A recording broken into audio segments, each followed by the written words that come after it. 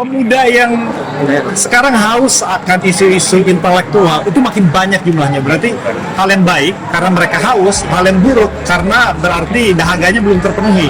Dan ini yang saya lihat merupakan sebuah event yang membuka mata. Diskusi yang tadi dilakukan itu membawa narasi baru buat Indonesia. Bahwa Indonesia itu bukan lagi tempat di mana orientalisme itu berasal, tapi laboratorium baru dunia. Untuk Prof Bagus nih, saya pengen karena teman-teman semua sudah megang kamera dan siap merekam, apa nih, quote singkat sebagai apresiasi begitu untuk anak muda Jakarta peserta sesi kita hari ini agar selalu menjadi pribadi yang terus lapar dan haus ilmu. Satu singkat untuk anak muda, inkompetensi itu membunuh jauh lebih banyak orang daripada kejahatan sekalipun. Baik, luar biasa. Jangan lupa mention at Jakarta Future Festival. Sebenarnya kebijakan atau program apa yang paling cocok diterapin di Jakarta dengan identitas atau ciri khas Jakarta juga? Itu ada pertanyaan yang paling banyak ditanyakan. Jadi harusnya sebuah kota itu, pemerintah itu kita jalankan dengan cara bisnis. Tapi bisnis yang baik hati gitu. Kita harus percaya bahwa harapan kita Jakarta di kota global itu akan ada. Lalu menurut pandangan Pak Hilmar, apa nih tantangan struktural yang perlu dibongkar agar partisipasi pemuda ini tidak sekedar simbolik begitu Pak Hilmar? Ruang seperti ini, ruang publik harus terbuka. Disitulah pertukaran ide, gagasan, kemampuan, bibit-bibit bisa tumbuh dengan sangat baik di segala macam bidang. Ya, betul gitu, karena itu yang akan membuat mereka bisa keluar dari semua dan potensi sesungguhnya muncul. Dan kalau semangat seperti ini bisa berlanjut, Indonesia cerah ke depan.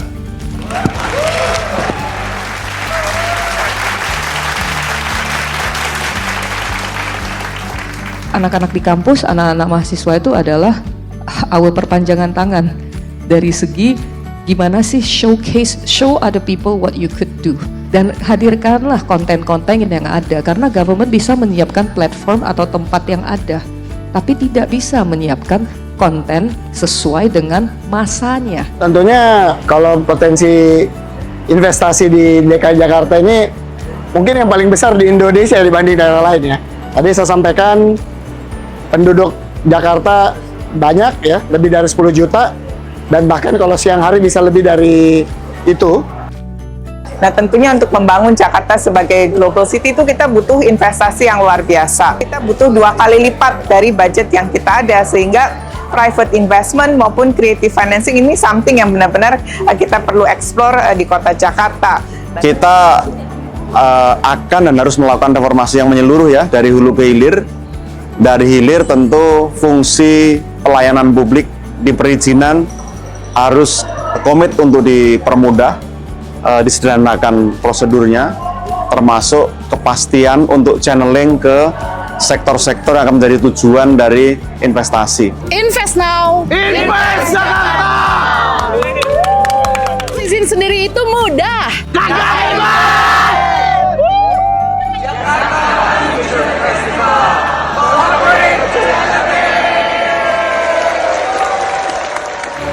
Empati, tegas inovasi Anda. Solusi empati, tegas inovasi Anda. Solusi empati, tegas inovasi Anda. Solusi empati, tegas inovasi Anda. Solusi empati, tegas inovasi Anda.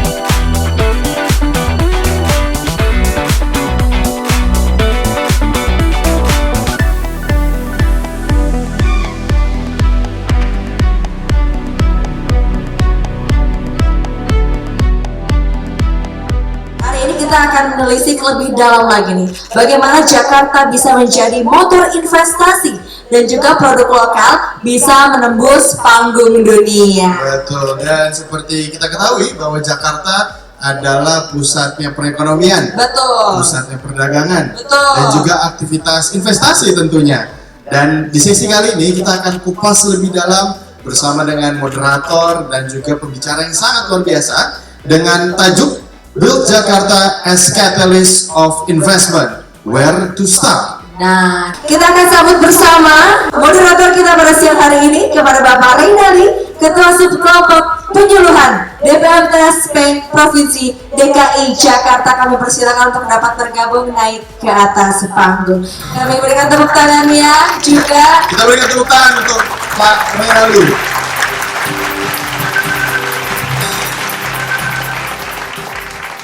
Memang hari ini kita berada di Jakarta Future Festival 2025.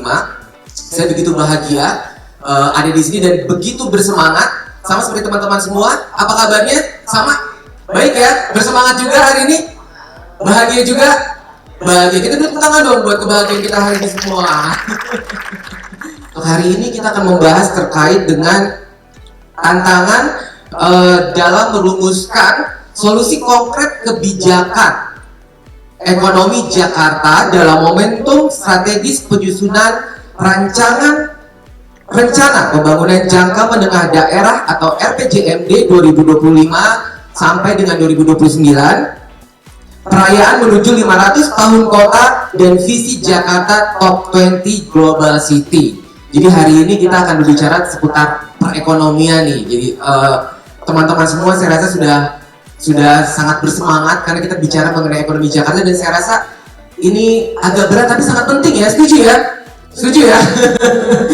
Nah, harapannya dari sini akan lahir pertukaran gagasan dan kolaborasi lintas sektor yang mendorong Jakarta menuju ekosistem ekonomi yang lebih merata, inklusif, dan kompetitif di tingkat global. Untuk itu, kita akan membahasnya bersama narasumber yang begitu luar biasa hari ini. Langsung saja saya undang para narasumber untuk bergabung di atas panggung. Dengan hormat, Deputi Bidang Koordinasi Infrastruktur Dasar, Kementerian Koordinator Bidang Infrastruktur dan Pembangunan Kewilayahan Republik Indonesia, Bapak Muhammad Rahmat Kamayudin, Presiden Direktur Kini Indonesia Ibu Sirri Santoso, Komisaris Independen Bank DKI Bapak Irianto, dan Wakil Koordinator Staf Khusus Gubernur DKI Jakarta Bapak Justinus Prastowo.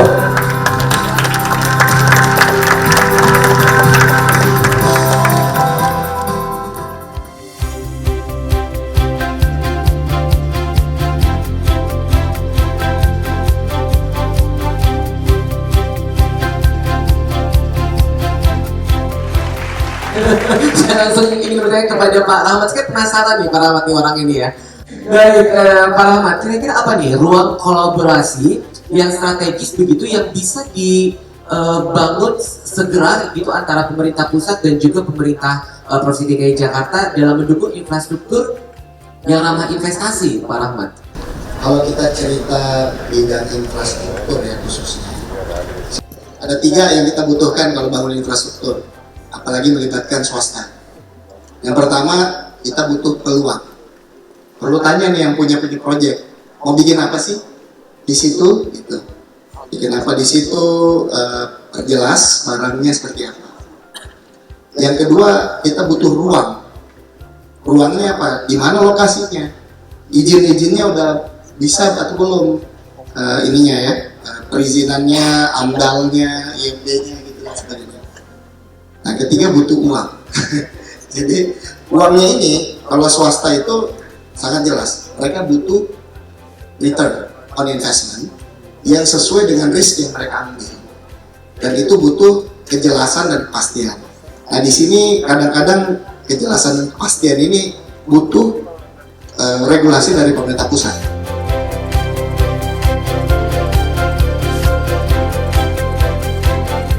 Oh, tentunya kalau potensi investasi di DKI Jakarta ini mungkin yang paling besar di Indonesia dibanding daerah lain ya. Tadi saya sampaikan penduduk Jakarta banyak ya, lebih dari 10 juta, dan bahkan kalau siang hari bisa lebih dari itu. Dan juga uang beredar cukup besar di Jakarta, majority uang beredar katanya 70% ada di Jakarta. Jadi potensinya tentunya sangat-sangat luar biasa. Peluang investasinya tentunya sangat besar ya. Jadi tadi kan kita lihat aspirasi Jakarta itu akan menjadi top 50 global city di dalam 5 tahun ke depan, top 20 di 2045. Nah tentunya untuk membangun Jakarta sebagai global city itu kita butuh investasi yang luar biasa. Nah kalau kita lihat di global city lainnya, mereka itu juga banyak bergantung tidak hanya di APBD, tapi juga dari private investment dan juga creative financing lainnya, seperti PPP, municipal bond, dan sebagainya. Nah, untuk membangun kota Jakarta untuk menjadi global city itu kita butuh 2 kali lipat dari budget yang kita ada, sehingga private investment maupun creative financing ini something yang benar-benar kita perlu explore di kota Jakarta. Nah, tentunya dengan itu iklim investasi yang baik, proyek yang menarik, kerjasama yang baik antara Pemprov dan Jakarta dan juga pemerintah pusat, dan juga bagaimana kita memastikan bahwa kota Jakarta itu tetap vibrant, ini menjadi sangat penting dari sisi investasi. Jadi saya melihat data yang berbasis global begitu ya, Bu Sirly ya, terkait dengan bagaimana Jakarta menuju global sih. Tadi saya terkait dengan sebenarnya apa nih menurut pandangan Bu Sirly inisiatif yang paling mendesak untuk dilakukan antara pemerintah pusat dan juga pemerintah daerah ini agar Jakarta bisa naik kelas begitu, Bu Sirly. Kebijakan apa nih yang inisiatif perlu sangat mendesak untuk dilakukan ya? Ya ini kan 20 tahun ini bertahap ya. Jadi the first 5 years itu sebenarnya yang penting sekali. Nah jadi kalau tadi kita lihat dari sisi peringkat, kalau dari sisi bisnis dan ekonomi itu kita harus paling nggak harus maintain. Nah kita harus bahkan upgrade ya dari sisi industri ke lebih value added industri yang bisa create job. Ya, jadi human capital, bisnis ekonomi, dan yang paling penting adalah dari sisi sustainability. Jadi tadi basic infrastructure seperti water piping kita cuma 50% saat ini. Great Giant Seawall itu it's a must ya. Itu bukan options anymore menurut saya ya, menurut pandangan kami. Dan juga seperti affordable housing. Nah itu juga penting. Banyak sekali instrumen yang bisa dikerjakan sehingga antara Pemprov DKI beserta investor, beserta sektor perbankan dan publik itu masyarakat kita semua bisa terlibat aktif dalam program-program pembangunan di Pemprov Jakarta. Nah, inilah sebetulnya yang tujuan penting dari kita diskusi ini, bagaimana menggerakkan involvement atau bahasa Bu Sirly itu engagement, ya. Jadi publik masyarakat Jakarta itu juga merasa engage dengan proyek-proyek strategis ini, karena Bapak Ibu dan saya memiliki program-program ini. Jadi ini bukan semata-mata programnya Pemprov, bukan semata programnya Pak Pramono Anung dan Pak Wagub, bukan, tapi ini program kita bersama. Kita punya ownership di situ. Nah kalau ini bisa dirancang dengan baik, hopefully ya, cita-cita 2027 nanti kita menjadi usia 500 tahun atau 5 abad dan kita menjadi pijakan awal, ya, stepstone kita menuju global city sekaligus smart city, mudah-mudahan achieve. Kalau kita lihat ya, investor itu pasti menginginkan 2 hal. Mereka menginginkan kejelasan dan kepastian, termasuk dalam rangka bagaimana mengatur perizinan. Nah ini menjadi tentunya tugas kita, baik pemerintah pusat dan juga dari teman-teman di Pemprov, untuk membuat kejelasan dan kepastian itu. Bagaimana proses perizinannya itu bisa jelas, apa yang harus dilakukan, dan bisa juga tepat dan cepat gitu. Itu PR kita. Jadi I-Core Jakarta tuh saat ini masih sekitar 7,54% untuk efisiensi dari sisi investasi. Nah, kita masih di bawah beberapa kota global lainnya ya, tetangga seperti mungkin Bangkok ataupun contohnya Singapura. Nah, ini kita tentunya harus terus-menerus memperbaiki dari sisi kemudahan berinvestasi, birokrasi, licensing, supaya Jakarta itu lebih menarik. Nah, saat ini Jakarta kontribusi secara total investasi sekitar 20%. Nah, apakah kita bisa meningkatkan jumlah ini? Tentunya sangat bisa, karena potensi Jakarta itu sangat besar. Kita penduduknya sebagian masih sangat muda, 75% itu usia produktif, dan banyak sekali pembangunan dan proyek-proyek yang dibutuhkan kota Jakarta untuk menjadi kota global. Nah, tentunya ini peluang investasi yang sangat baik dan menarik untuk kita menarik para investor tidak hanya domestik tapi juga dari luar negeri. Ini tidak kalah penting tentunya kita ingin mendengar yakni bagaimana strategi pemerintah Provinsi DKI Jakarta untuk menghadapi berbagai tantangan dalam mewujudkan visi Jakarta sebagai kota global. Pak Justinus, disilakan Pak. Baik, terima kasih Mas Aldi. Terima kasih tadi Pak Rahmat, Bu Sirli, Pak Rian sudah menyampaikan dengan lengkap. Saya tinggal menyimpulkan. Memang enaknya ya. Enaknya tuan rumah ya Pak ya. Tuan rumah karena narasumber terakhir. Saya banyak ditanya, Pak Pram itu programnya apa? Kadang-kadang saya juga nggak bisa menjawab secara langsung. Karena kan orang lebih seneng yang visual, gitu ya. Membangun yang fisik, yang kelihatan langsung. Tapi kalau kita perhatikan, rasanya satu-satunya kepala daerah, tanpa bermaksud sombong, yang membuat program 100 hari secara terukur dan dituangkan dalam instruksi gubernur adalah Gubernur DKI. Membuat 40 program quick win untuk 100 hari pertama. Supaya apa? Publik tahu janjinya apa, publik ikut terlibat dan mengawasi, sekaligus menjadi fondasi 5 tahun ke depan nggak usah kemana-mana. Yang 40 inilah yang akan kita jadikan milestone untuk dicapai. Kita akan dan harus melakukan reformasi yang menyeluruh ya, dari hulu ke hilir. Dari hilir tentu fungsi pelayanan publik di perizinan harus komit untuk dipermudah, disederhanakan prosedurnya, termasuk kepastian untuk channeling ke sektor-sektor yang akan menjadi tujuan dari investasi. Jadi business matching juga mesti di-develop dari hilir. Nah, sampai ke hulu, kita juga mesti memberikan kepastian pada calon investor sektor-sektor apa yang secara solicited akan menjadi tujuan investasi. Lalu Pemprov DKI juga mesti sudah bisa memberikan proyeksi atau memberikan kepastian skema-skema bisnis yang akan diambil. Misalnya apakah KPBU, murni investasi, atau penugasan. Ini juga mesti jelas di awal. Nah, dengan ekosistem yang dibangun seperti ini, ada layanan di hilir sampai ke hulu, harapannya kita bisa menarik semakin banyak investor yang akan secara paralel atau simultan mengerjakan proyek-proyek strategi di Jakarta, sehingga nanti impact-nya itu akan lebih cepat dan akan lebih besar kita rasakan. Itu capaian yang bagus ya di DKI, di triwulan pertama capaian investasinya yang tertinggi, dan saya rasa Jakarta mesti terus mengoptimalkan dan mempertahankan ini dengan cara mengkapitalisasi potensi yang ada di Jakarta. Dan kita punya kelebihan, kita bisa connect ke kota global, ke investor-investor asing secara lebih kuat, maka itu perlu diperkuat channelingnya, marketing dan channelingnya.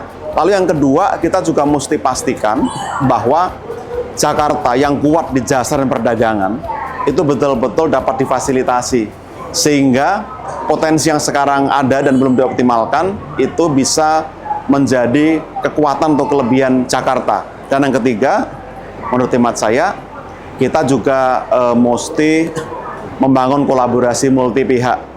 Pemerintah pusat dengan pelaku usaha, dengan asosiasi, dengan masyarakat, sehingga mata rantai investasi juga akan semakin pendek, dan harapannya ini akan menciptakan kapitalisasi yang semakin besar.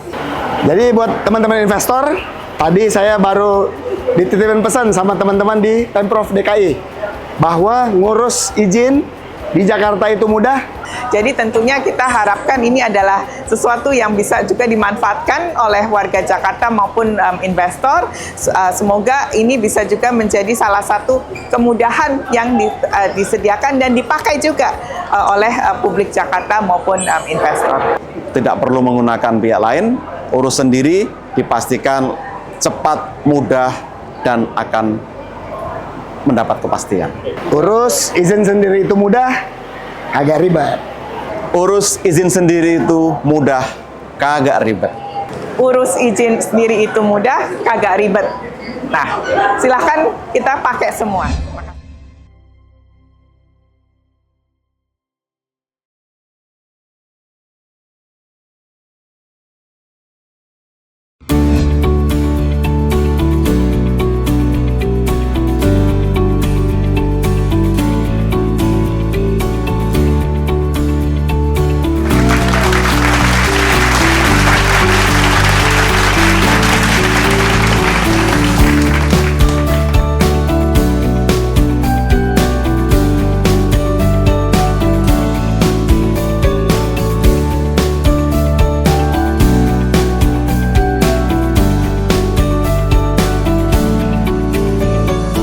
Jadi ada pertanyaan gini, kemarin dapat titipan. Kalau misalnya Jakarta itu superhero, kalau Jakarta itu superhero dan dia punya visi atau punya misi sebenarnya, punya misi mau menjadi kota global, it's the mission. Nah, superpower si Jakarta itu apa sih dalam bisa menuntaskan misinya? Terus musuh bebuyutannya siapa ya kira-kira, dan jurus yang paling dimiliki Jakarta sebagai superhero itu kalau menurut Kak Airin kira-kira apa? Banyak kayaknya PR di negara ini gitu soal mau mengkreatifkan sesuatu gitu, misalnya banyak anak di Indonesia yang susah untuk mau bermimpi gitu, misalkan mereka takut lalu kemudian bahwa mirisnya orang tua juga apa ya kayak susah untuk menghalangi mimpi anak gitu ya. Bahwa pemerintah sendiri itu sangat semangat gitu ya untuk mendukung ekonomi kreatif di Indonesia ini. Tapi kalau misalnya kita lihat apa yang terjadi sekarang ini, adanya produk-produk dari luar negeri khususnya Cina gitu ya, kelihatannya mulai mengintervensi perkembangan ekonomi kreatif gitu ya di Indonesia. Nah, pertanyaan saya sebenarnya ada dua. Apakah Ibu sendiri tuh ada saran bagi para pemeran UMKM ini, bagaimana kita bisa tetap unggul dibandingkan mereka dan juga menang secara kompetisi baik itu harga maupun inovasinya. Lalu yang kedua, bagaimana peran pemerintah untuk ya tetap mendukung UMKM ini untuk maju? Jadi di seluruh Indonesia ada yang namanya desa kreatif, ada yang namanya desa wisata, ada yang namanya kampung devisa, ada banyak tempat-tempat yang sudah disiapkan oleh pemerintah. Maybe it doesn't look cool gitu loh. Kenapa? Karena we are the government, right? The government, what we focus on is policy making. Not many provinces can be as cool as Ibu Atika yang bisa membuat ini seperti TED Talk show gitu toh. Tapi dengan melihat ini saya yakin banyak sekali provinsi-provinsi lain yang terinspirasi. Nah, kita sebagai penggerak ekonomi kreatif terutama di daerah, anak-anak di kampus, anak-anak mahasiswa itu adalah our perpanjangan tangan dari segi gimana sih show other people what you could do. Dan coba ngobrol dengan government yang ada di setempat, pergunakan lokasi-lokasi itu menjadi tempat atau wadah untuk berkreasi. Dan hadirkanlah konten-konten yang ada, karena government bisa menyiapkan platform atau tempat yang ada, tapi tidak bisa menyiapkan konten sesuai dengan masanya, right? Jadi ini membutuhkan bantuan dari teman-teman di kampus, teman-teman di sekolah, teman-teman di komunitas, untuk ayo kita bersatu. This is grassroots movement. Dan Indonesia 280 juta orang, we need the grassroots movements to move this into Indonesia emas. So we have to be realistic, di mana dunia sedang tidak baik-baik. Tapi positioningnya Indonesia mau baik-baik atau tidak baik-baik ada di tangan kita semua. Dan saya pengen mengajak teman-teman, dan saya yakin Indonesia ini dari segi nature, dari segi people, resources, we are blessed beyond blessed. Let us not take it for granted. It need all of us to put our hands together, menyatukan, menyelaraskan langkah kaki supaya kita march together towards Indonesia emas. Government cannot do this ourselves. We all must work together as one voice. Indonesia Emas, please do not doubt it anymore. The more we doubt it, the slower our pace will be. Right now, it might seem difficult, but I believe if we combine all these forces together, we can. The question to you is, do you want to wait or do you want to start and join the movement now and create the impact as soon as possible? Thank you. Invest now. Invest Jakarta. Izin sendiri itu mudah.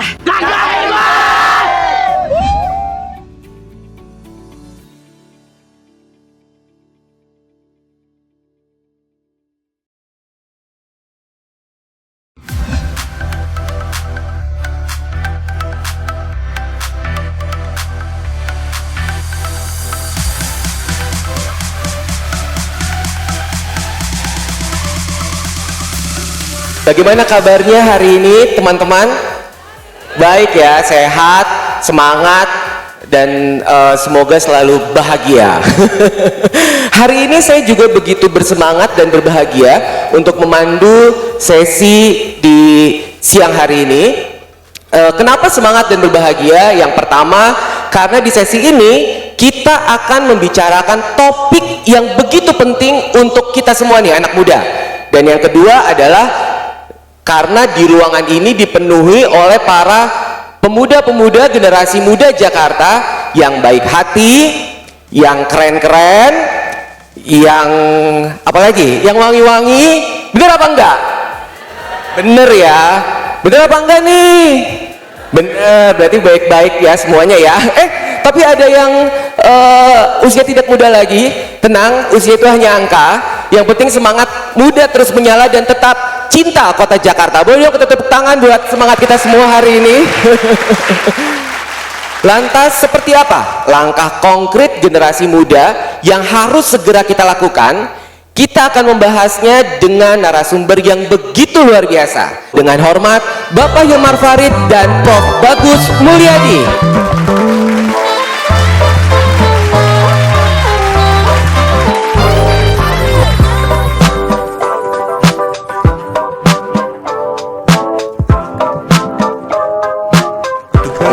Wah, sudah hadir nih dua narasumber yang begitu luar biasa. Boleh tepuk tangan buat narasumber kita.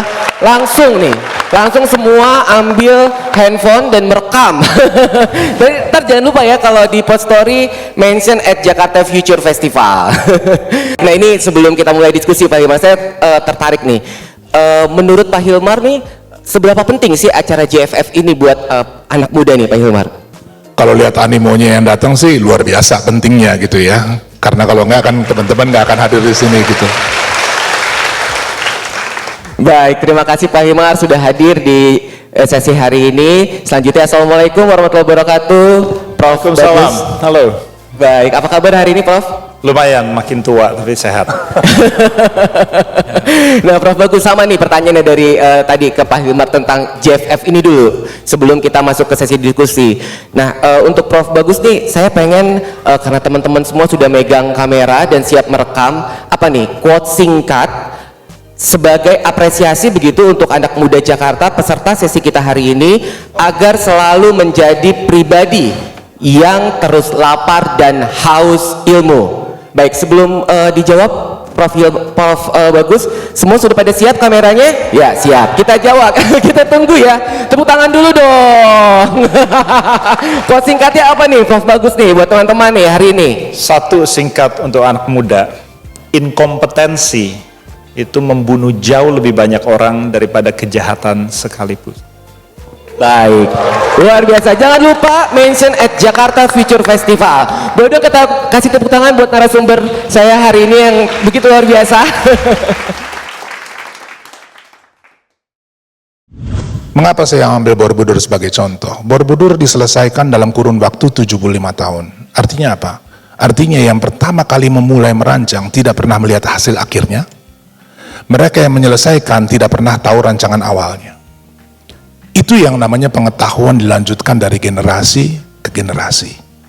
Ya, miss sekarang ini, makanya tadi Mas Bagus saya kira langsung bilang gitu ya, anak mudanya sekarang seperti nggak punya reference, keingatan mengenai apa sih ilmu yang berkembang dalam masyarakat kita. Dan di tengah situasi itu bagus sekali istilah yang digunakan, post colonial mindset itu sudah meninggalkan akarnya, belum nyampe yang baru, terombang-ambing lah di tengah-tengah ini gitu. Itu suasana kehidupan kita sekarang. Maka obatnya bisa lanjut. Obatnya tidak lain, harus berjejak, harus berakar di dalam problem yang kita hadapi sekarang gitu. Dan ya ini bukan apa namanya chicken soup for the soul gitu ya. Saya nggak maksudnya untuk ngomong tentang bagaimana harus hidup baik di dunia ini enggak gitu. Tapi ada 3 kualitas yang menurut saya sangat mendasar gitu. Pertama itu kesadaran kritis dan historis sekaligus. Ya, ini bukan soal penulisan ulang sejarah gitu ya, tetapi kesadaran historis. Ya. Data dan segala macam bisa dibaca kapanpun, ada buku dan seterusnya, bukan itu soalnya adalah punya tidak kesadaran kritis yang basisnya historis, mengerti betul kenapa kita sampai kepada situasi seperti sekarang, dan kalau kita sadar bagaimana kita bisa sampai ke situasi sekarang, maka kita tahu bahwa ke depan akan bisa lebih baik. Kedua, empati sosial dan keberanian moral. Ya, ini kualitas yang sangat penting. Kita nggak bisa menempatkan diri di posisi orang yang mengalami katakanlah banyak masalah dan seterusnya, sulit bagi kita untuk berbicara mengenai bagaimana cari jalan keluarnya. Ya. Dan yang ketiga nih soal kemampuan belajar dan berkolaborasi. Satu kualitas yang sangat penting dan mungkin berat untuk dilakukan adalah kemampuan untuk unthinking. Kita sekarang berpikir kan, ya. Berani nggak? Punya keberanian tidak untuk membongkar dan mempelajari kembali apakah yang saya sekarang ini ketahui dan yakini itu benar atau tidak? Ya, scientific principle sangat sederhana. Ya, kita harus berani menghadapi ujian dari pengetahuan kita sendiri. Kebanyak dari kita, saya termasuk dalam berbagai aspek gitu sudah mapan. Nggak mau saya kemudian mencari atau melangkah keluar. Yang tipe-tipe kayak begini nggak akan survive.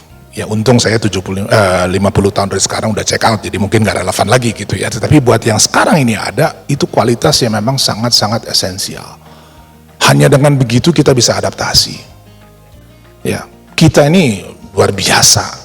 Ya, cuma kan ya itu tadi ya, ini ngomong bicara soal investasi dan seterusnya. Dan itu rupanya akan menjadi tugasnya Bapak Moderator selaku pejabat di lingkungan Pemprov DKI. Dengan itu juga saya kembalikan kepada beliau. Baik.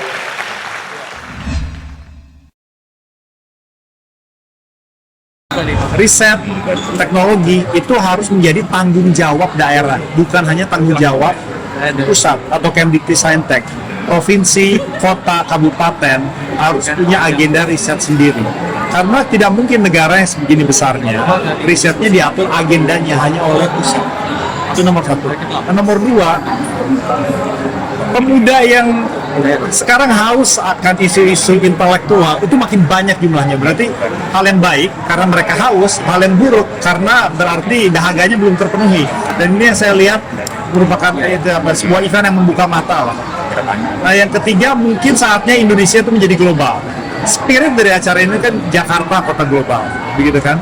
Dan yang paling penting dari sini adalah diskusi yang tadi dilakukan itu membawa narasi baru buat Indonesia.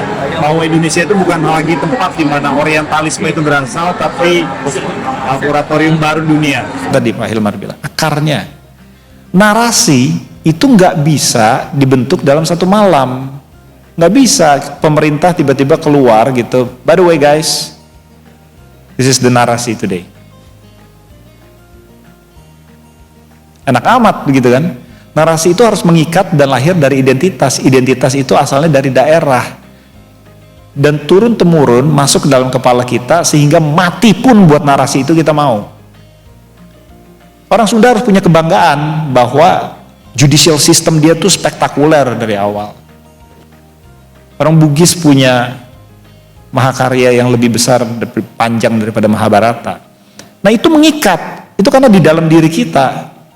Bahwa Indonesia itu laboratorium dunia. Orang datang kemari itu untuk tahu, belajar ilmu pengetahuan. Dia mau tahu tentang mikroorganisme yang 2 juta tahun sudah punah, belajar pergi ke Pulau Satonde.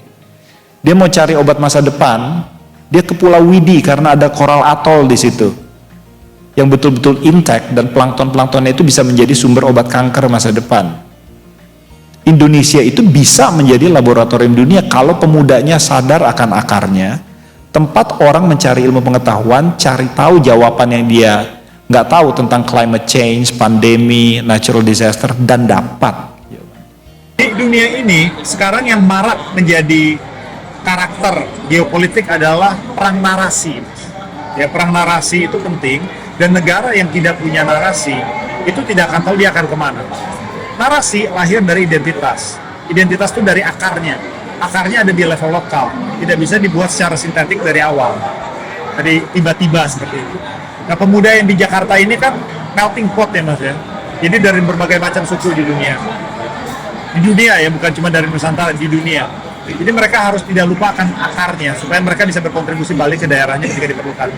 Pak Hilmar, anak muda itu memang ternyata memiliki banyak kapasitas begitu ya dalam dirinya dia. Tapi kadang kapasitas saja tuh tidak cukup jika tidak ada ruang-ruang yang benar-benar terbuka, atau kadang saat ini hanya bersifat formalitas begitu, Pak Hilmar.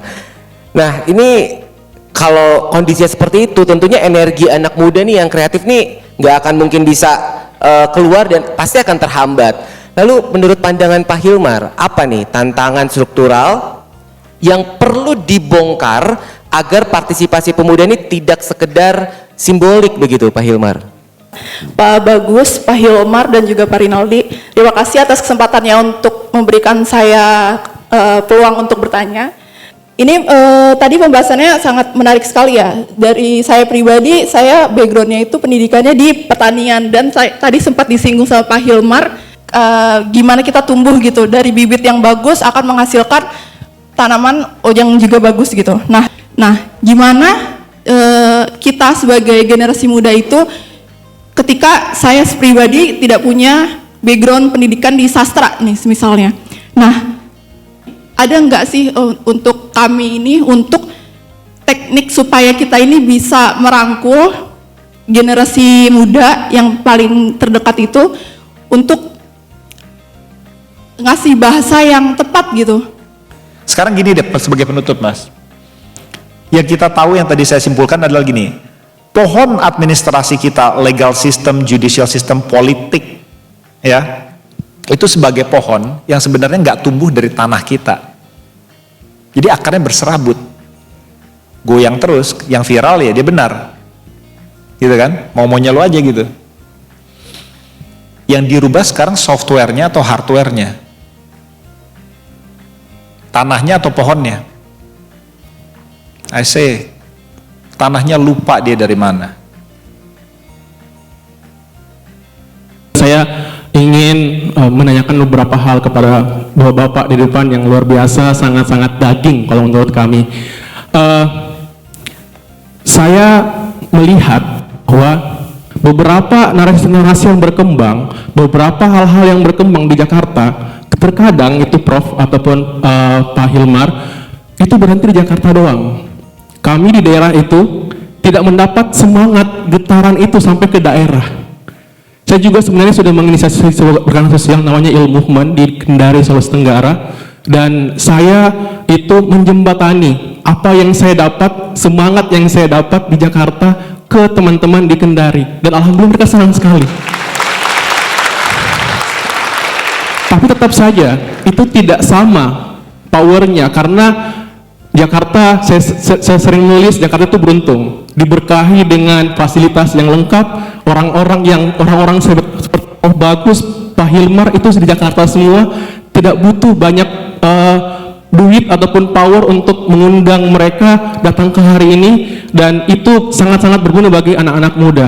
Dan itu terakhir mungkin dari saya ingin bertanya, bagaimana kira-kira getaran-getaran itu bisa sampai ke seluruh Indonesia?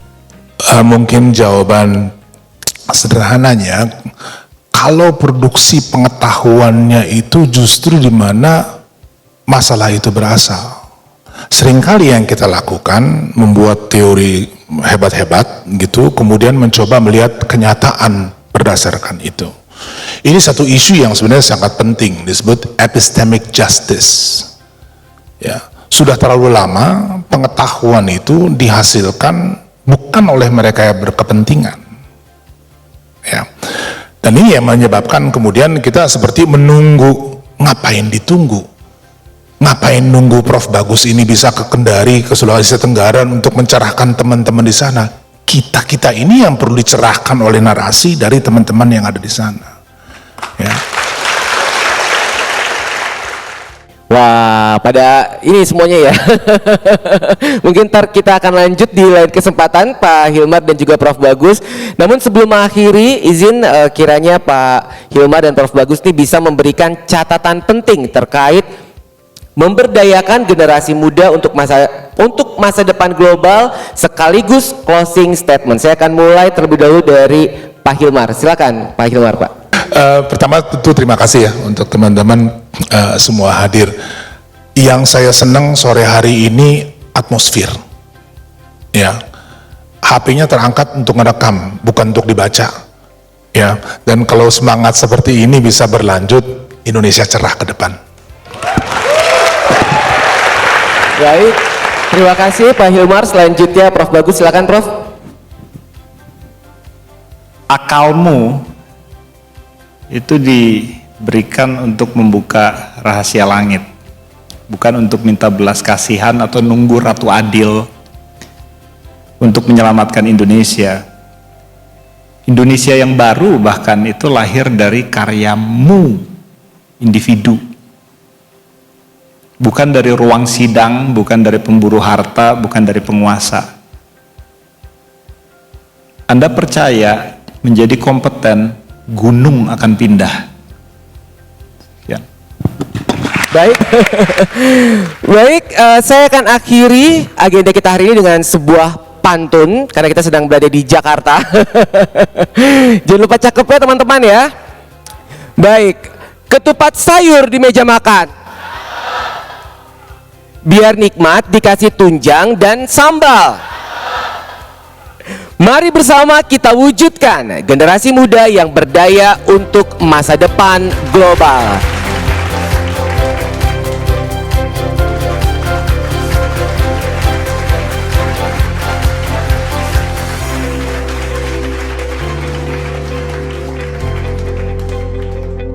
Birokrasi yang berbelit-belit itu warisan kolonial tuh, ya kan?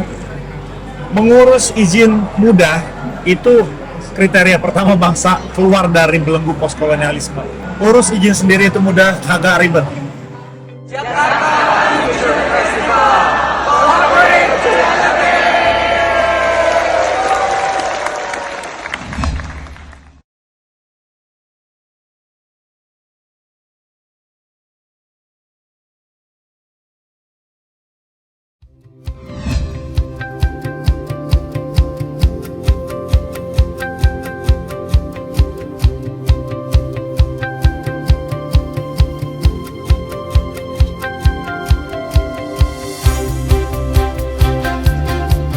Karena kita bicara global city Bapak, kan biasa kita kota-kota global selalu yang konsisten ada di peringkat teratas itu New York, London, Tokyo, Paris.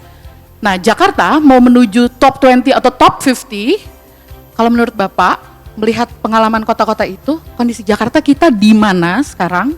Kemudian sebenarnya kebijakan atau program apa yang paling cocok diterapin di Jakarta dengan identitas atau ciri khas Jakarta juga? Itu ada pertanyaan yang paling banyak ditanyakan. Ya, ini saya nggak berhak bilang Jakarta nomor berapa ya. Oke. Tapi kalau kita bicara Jakarta, kita tuh sebetulnya mirip-mirip mungkin 30 tahun kayak di belakang Singapura kira-kira gitu. 30 tahun di belakang mungkin Singapura, ya. oke. Tapi saya nggak tahu, ini nggak ada penelitian. Ya. Kalau kita lihat Singapura, ya tahun mungkin 80-an, bisa 40 tahun dan lebih gitu loh. Nah salah satu apa yang penyebabnya gitu? Tata ruang kita itu nggak ada aturan. Oke, tata ruang ya Nah, Pak? jadi Jakarta waktu dirancang memang kita nggak punya gorong-gorong bawah kan, sekarang udah kerjain gitu loh. Terus kita juga tidak fair, harusnya bisa menggunakan kayak Singapura. Saya selalu bilang dunia itu ada satu buku tulis gini, butuh mungkin jutaan Singapura kota-kota dirancang. Orang pernah ke Singapura pasti paham lah, kenapa kita mesti nyontek dia. Nah, dia punya misalnya BUMN-nya gitu ya. dia jalankan dengan bisnis. Jadi harusnya sebuah kota itu, pemerintah itu kita jalankan dengan cara bisnis. Tapi bisnis yang baik hati gitu loh. Iya, betul. Bisnis yang betul apa sih? Mensejahterakan stakeholder. Pemegang saham Jakarta itu ya orang Jakarta. Warga kan? Makanya Anda kan pengen informing, pengen consulting sama mereka kan? Iya, betul. Pengen kan libatkan, involving macam-macam. Iya, Itu cerita 5, itu teorinya begitulah. Iya, iya. Praktiknya kan orang nggak gitu kita perhatiin. Iya, iya betul. Mau ketemu pejabat pun susah kan. Tapi untungnya ada acara kayak gini lumayan nih. Hanya beberapa langkah dari Pak Ahok udah ketemu sebenarnya sekarang ya Pak. Ini kan karena lo nyuruh gua datang, gua nggak boleh nggak datang. Nah mungkin sekalian kalau anak mudanya ada di sini kita buka pertanyaan 3 orang mungkin. Saya pengen nanyain sih pendapat Bapak terhadap ekspansinya Transjakarta ke daerah satelit Jakarta. Dan kalau menurut saya sih kayak ini tuh lebih kayak jadi kayak transportasinya yang ada di daerah satelit Jakarta ini lebih kayak lebih terasa ringan karena ada bantuan dari Jakartanya itu sendiri. Kalau menurut Bapak gimana Pak? Makasih. Oke. Pertanyaan saya setelah ini akan berkaitan dengan kesehatan Pak Ahok. Terkait dengan Jakarta sebagai ibu kota Indonesia dan ya kita nggak tahu ke depannya bagaimana. Untuk kesehatan di Jakarta sendiri Pak Ahok, untuk universal health coverage untuk BPJS dan apapun dana terkait kesehatan yang kedepannya akan digaungkan baik dari nasional maupun dari usaha-usaha daerah, bagaimana pendapat Pak Ahok terkait investment di bidang kesehatan yang nanti ujung-ujungnya akan meningkatkan taraf kesehatan yang ada di Jakarta. Mungkin itu saja Bapak, terima kasih.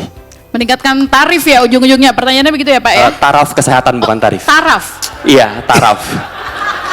Ini ketahuan mata duitan ya. Orang taraf dia tarif. Tandanya dia dengar Pak, Allah ngeles aja ya. Oke terakhir. Selamat malam Bapak Ahok. Nama saya Nila, umur saya, ini harus disebut ya umurnya ya? Nggak usah. Saya, karena ini kalau ini masalah, ulang tahun sebut umur masalah. Ulang tahun Jakarta aja yang disebut umurnya ya Pak ya? Ya udah, pertanyaan saya berhubung ini akan berkaitan dengan Jakarta menuju kota global, mungkin agak spesifik ke industri ini Pak, menurut Bapak bagaimana peran industri ekonomi kreatif untuk mendukung Jakarta sebagai kota global? Gitu Pak. Percaya kalau kota ditata dengan baik, semua industri apapun pasti akan bermanfaat untuk mendukung. Pasti. Dulu waktu Jakarta saya bikin Jakarta Hub itu kan.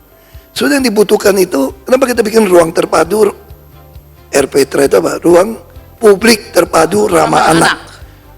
Sudah ramah orang tua juga itu. Kita pikir yang paling mahal dari orang Jakarta kan tempat, fasilitas. Itu kita bikin kan di Melati itu loh, Jakarta Hub itu. Saya belajar itu lihat dari Rotterdam.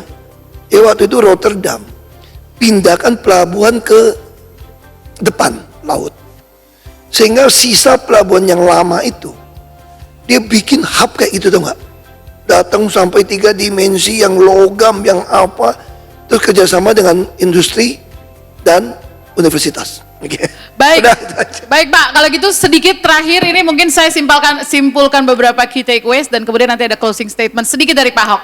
Saya simpulkan teman-teman semua dari beberapa pembicaraan setidaknya ada 4. Yang pertama tadi disebutkan oleh Bapak, kota ini akan jadi bagus kalau dikembangkan dengan gaya bisnis yang ingat nggak? Yang baik hati ya, membuat rakyatnya jadi memanusiakan warganya, rakyatnya sehingga mereka juga jadi senang. Ingat. Kerjanya di situ ya tinggalnya di situ dong, jangan dijauh-jauhin, susah-susahin.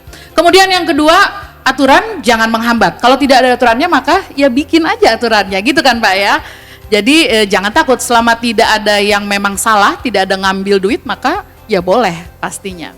Kemudian yang ketiga, tadi Bapak juga menyebutkan partisipasi publik, optimalisasi biaya dan cost avoidance itu salah satunya kunci untuk bisa menjadi global. Dan yang terakhir adalah kalau mau menjadi global maka suarakan kebenaran. Boleh tepuk tangan semuanya Bapak Ibu teman-teman sekalian. Dan untuk menutup sedikit mungkin Pak 30 detik 1 menit closing statement dari Bapak sebelum kita kembalikan ke MC. Silahkan Bapak. Saya cuma mau bilang kita harus percaya bahwa harapan kita Jakarta di kota global itu akan ada. Jadi Anda nggak boleh merasa putus asa atau merasa kalau Anda terus putus asa ya nggak ada. Jadi kalau kita semua punya keyakinan, harapan kita nggak sia-sia kok, pasti akan terjadi. Nah itu akan terjadi. Ya mari kita kerjasama untuk mewujudkan itu gitu. Itu aja sih. Oke, terima kasih banyak Bapak atas penutupnya yang cemerlang, membuat kita terus berambisi dan optimis akan tujuan kita sebagaimana acara kita menjadi Top 20 Global City Jakarta.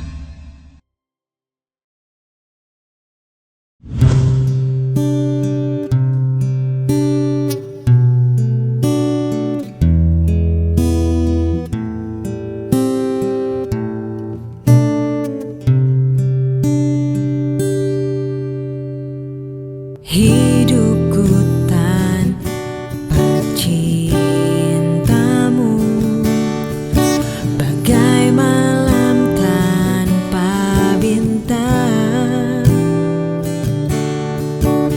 Cintaku tanpa sambutmu bagai panas tanpa hujan. Jiwaku berbisik lirik, ku harus milikimu. Aku bisa membuatmu jatuh cinta kepadaku meski kau tak cinta kepadaku. Beri sedikit waktu biar cinta datang karena telah terbiasa.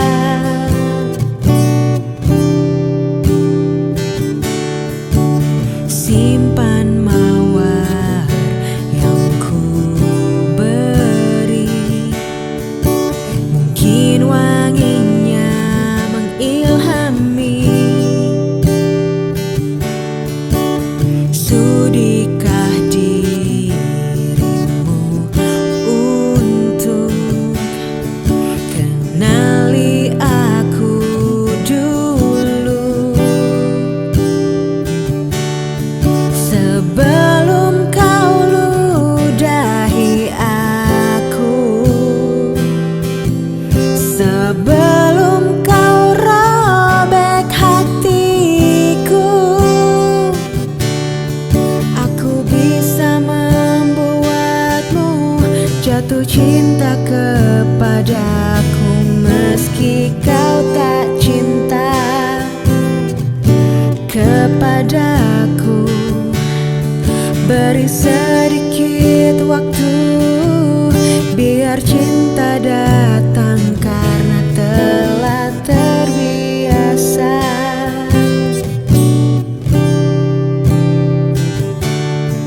Aku bisa membuatmu jatuh cinta kepadaku meski kau tak cinta kepadaku.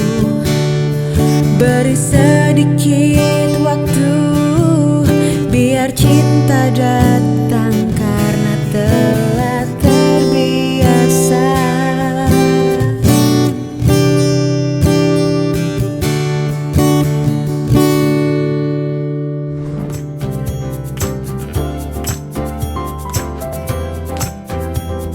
Urus izin sendiri. Urus izin sendiri. Urus izin sendiri itu mudah. Follow Instagram @layananjakarta.